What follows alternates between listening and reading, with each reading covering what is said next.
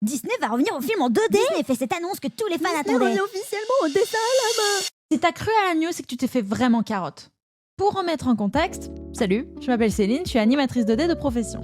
Déjà, beaucoup d'articles francophones citent en source cet article concernant le retour de Disney à la 2D. Alors déjà, ça commence mal parce que l'illustration utilisée, c'est un concept art de gâteau, un projet Pixar pour 2027 et non Disney. Mais bon, tu comprends, ça a été racheté par Disney, donc du coup, c'est grosso merdo 2 fois le même studio. Enfin bon, bref. Mais surtout, l'article précise bien que ce serait un hand-painted movie, traduction peint à la main. Donc du coup, les journalistes francophones ont repris hand-painted et l'ont traduit en 2D.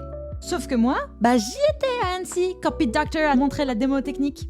Et c'était bien de la 3D avec des textures 2D, dans la même mouvance que Wish. Oui, c'était voulu que ça ressemble à la 2D, mais ce n'est pas la 2D. Bah oui, mais Ron Clement qui revient chez Disney, alors célèbre réalisateur pour La Petite Sirène, Aladdin, Moana, et attends, refais-moi la filmographie pour voir.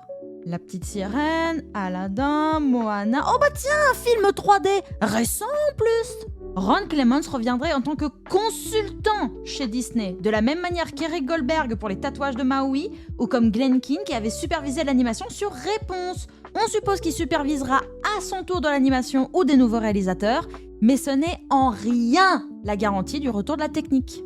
Et puis t'as sérieusement cru qu'avec tout le fric qu'ils avaient dépensé pour les data centers, les licences, les nouvelles technologies, bref, pour faire la transition entre la 2D et la 3D, ils allaient faire machine arrière.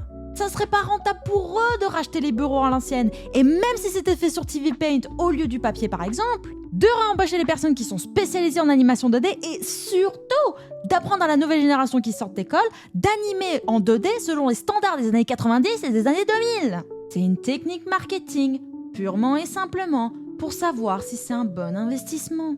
C'est la carotte qu'on nous donne depuis le documentaire Sketchbook de 2022. Évidemment que j'aimerais que ça soit le cas, évidemment que j'aimerais avoir tort, mais on va pas se le cacher, quand on regarde la programmation officielle Disney Pixar sur ces 3 prochaines années, c'est pas au programme.